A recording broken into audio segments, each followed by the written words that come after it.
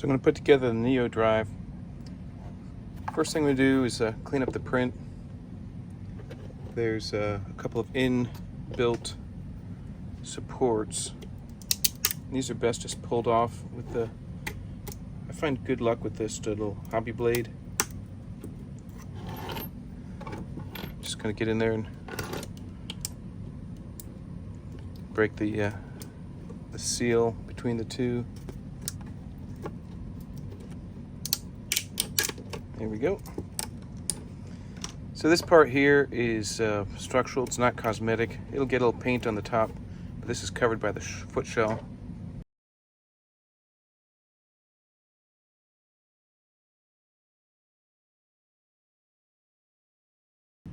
This one could be a little trickier, just because there's a lot of surface area.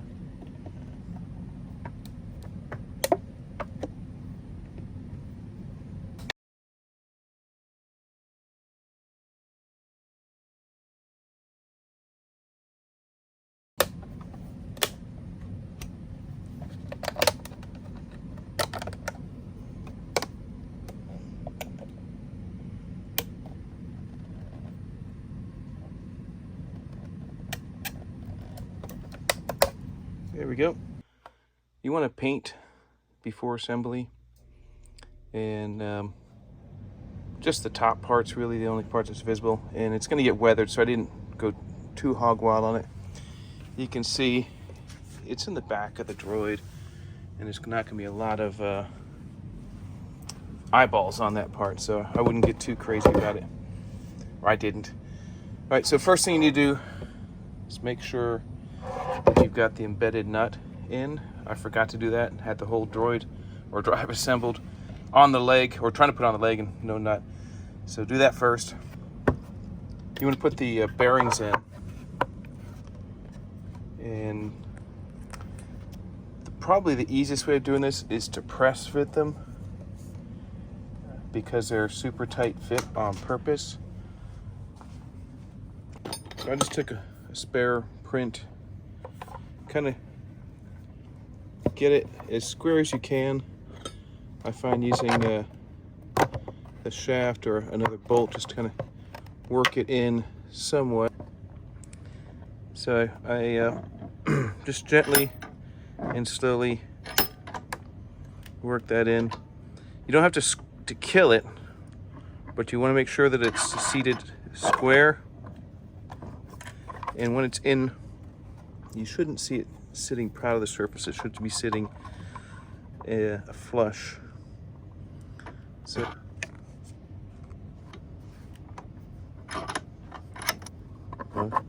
there we go. Crap.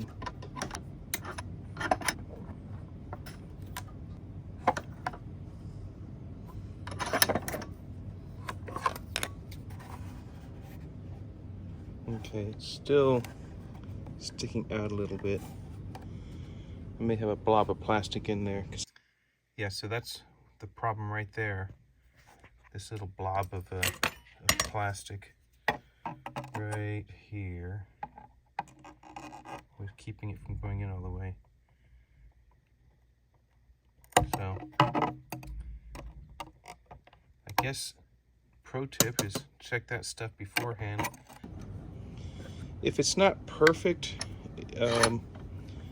perfectly flush, that's fine, but realize in that position it should be also perfectly square, because that's how it's modeled.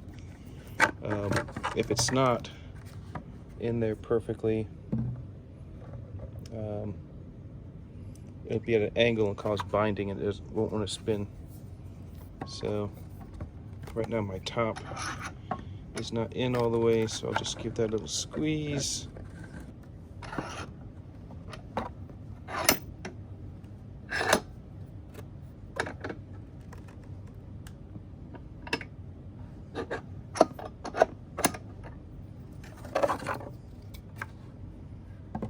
All right, looks pretty good. All right, now that I've got all those bearings in, you have to put it together a little bit before you can put the motor in. You have to put this into the shell. To do that, start off with the belt around the pulley.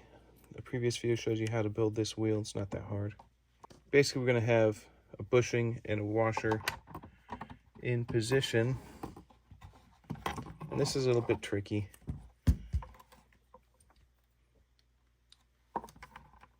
But the bushing goes, and it's keyed to the shaft. Just put in enough to be in position, and then you slide this. Oops, do not forget the belt, because once it's in there, there's not enough room to add the belt. So that's how it goes, and then just kind of weasel the shaft into the center of the wheel and push it together. There we go. And my bearings aren't quite aligned because this doesn't want to spin. It was super hard to put in. So probably gonna pull that out and check that the shaft goes in from side to side without being twisted, and yeah, because that should be spinning freely. So the issue I was having is what I was warning about. See how this shaft does not line up with the center. So this one, it's not much of an angle, but this side is high, so it's causing the shaft to come across at an angle, causing that binding. So I'm going to work on that so that you'll be able to put the shaft in. It should go straight across and mate straight away like this one's doing. You can see that rolls nicely where this one has issues. So I'm going to put some more press on the top of that to bring that shaft in line with the others. All right, so now I've got it set up so that it just slides right across. It rolls freely.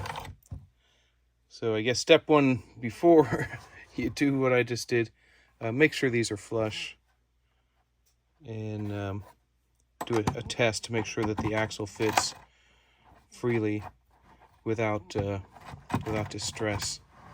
This is just extra long. You can use your regular axle too, but you get the idea. So the belt points away from the motor. So we got bushing washer. Get the belt on, and then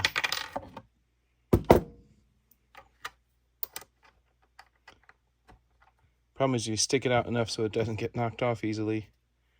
It doesn't fit in there, so you have to do a two-step process and slowly back it off until you can get the shaft. There we go. Much better than before. And you can see now it freely spins. There's a screw that tightens onto the shaft that you want to tighten the shaft so it doesn't walk around.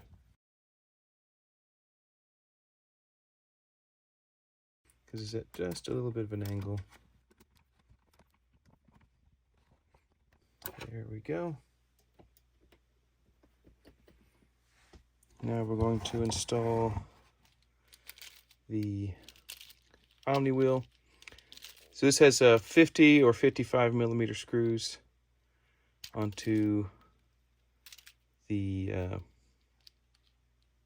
hub. And I don't think it matters which way this goes.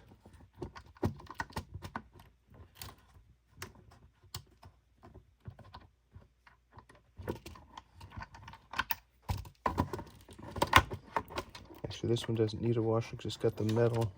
There we go. And since we don't want this plastic, we have to kind of coax this washer in to position.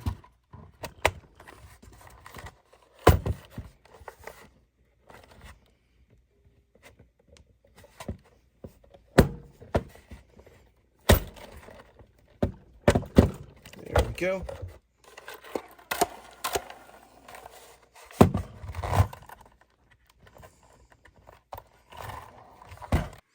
Yeah, as I was saying, the motor won't actually fit and installing the foot shell. When I come back to this, or if I come back to this project, I'm going to make a way so you can take the foot shell off, probably magnetically, and you won't have to worry about this issue. But right now, this gets installed in the foot shell. This is probably one of the trickiest moments because you have to loop the belt around the motor, then bolt down the motor.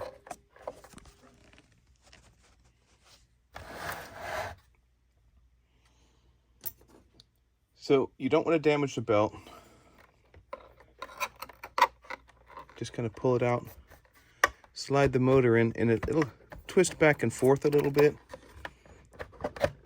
And that plays to our advantage because we want to kind of tilt it towards the drive wheel so we can get a loop of this belt around the pulley. And the positioning is key. A little bit too much or not enough and it won't work. So you kind of have to find that sweet spot. And trying to get this wrapped around. So close.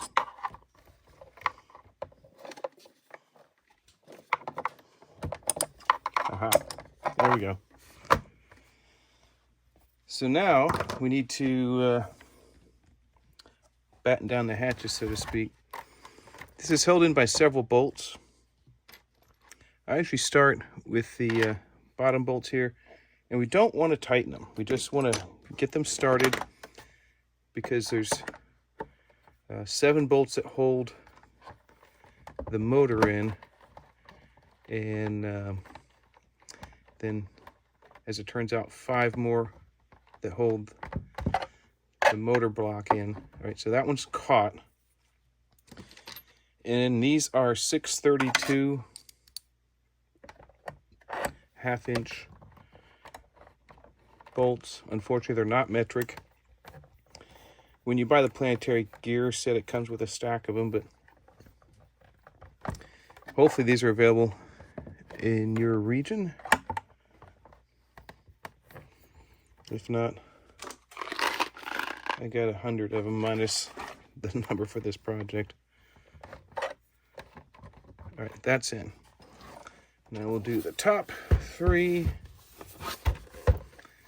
And you can see my workbench is giving me some good natural weathering already. There's 3 at the top.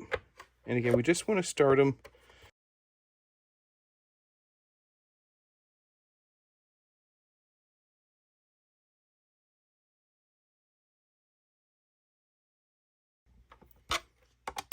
All right, once you're sure that all the screws are started and not cross-threaded or otherwise misbehaving, now it's time to put the motor mount on the bottom.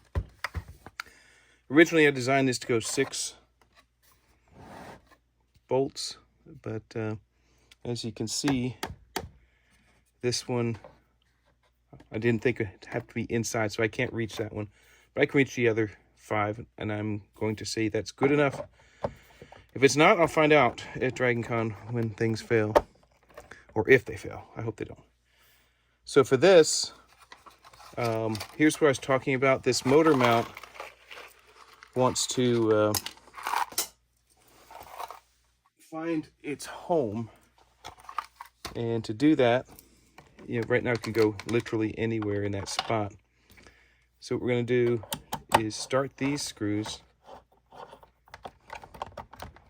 let it find out where its home is. Okay, that looks pretty good.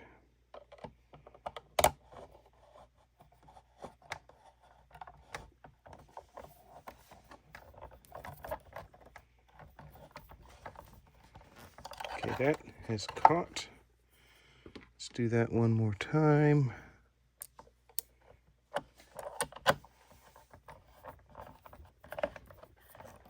All right, success. Now that we have that in, let's add these motor mount screws so they can find their home, and then we'll tighten everything down. So this is a little bit of a trick. You need to slide it back out of the shell to get access to these bottom screws. There we go.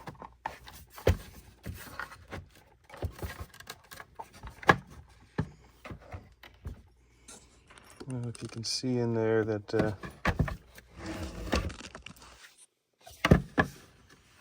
these, right now it's at a bit of an angle, so I need to, might help if I pull this one in a little bit.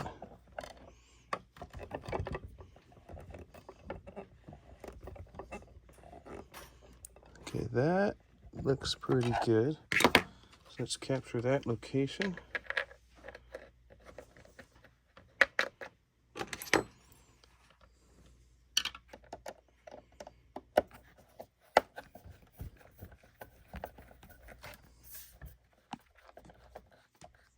I'm not tightening that yet. And its neighbor looks pretty good too, but I'm gonna bring this down just a hair. That looks perfect.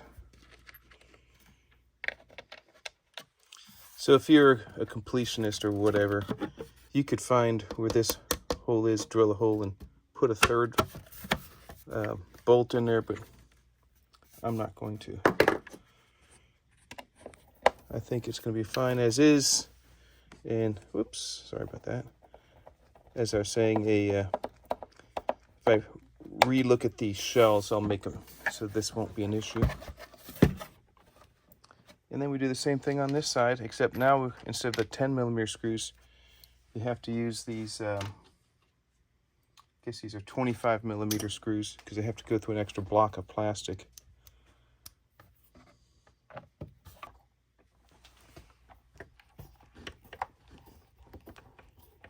Okay, there we go. One more here.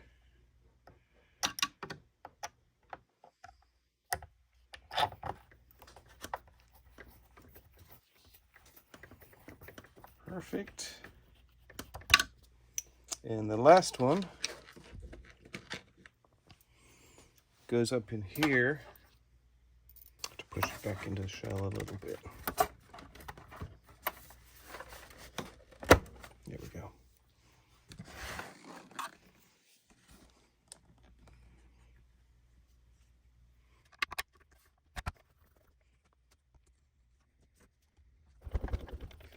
And from here, once this one is in, I'm going to go ahead and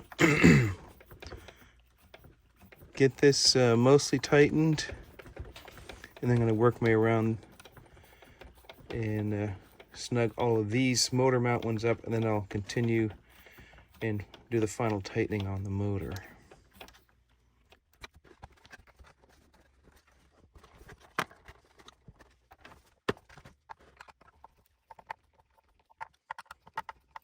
So I don't want to, these are going, when you do the heat inserts, sometimes you get a little plastic in the threads, and that can cause it to act a little bit like a lock nut.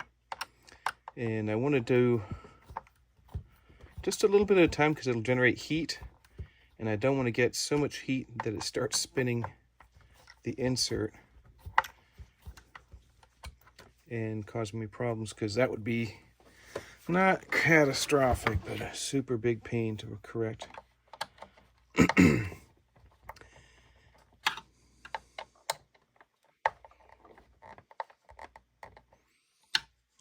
I'm pretty happy with those. You can see there's no gap right here. Got a little bit of a gap there.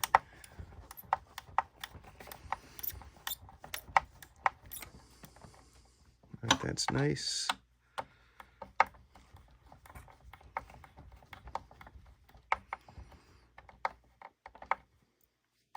That's nice.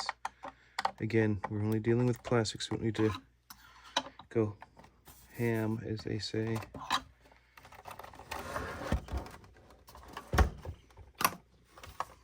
I don't know what that even means, honestly. Where does a ham go?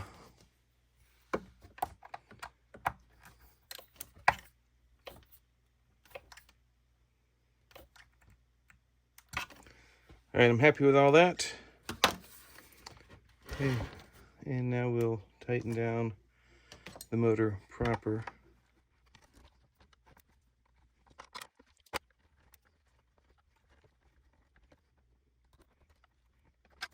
This looks like it's at a good angle. There we go.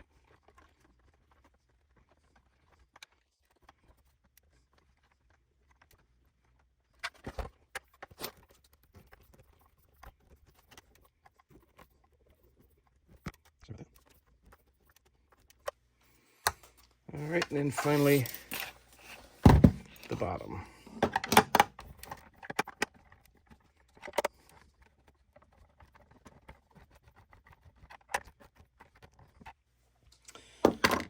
All right, so there we have it. The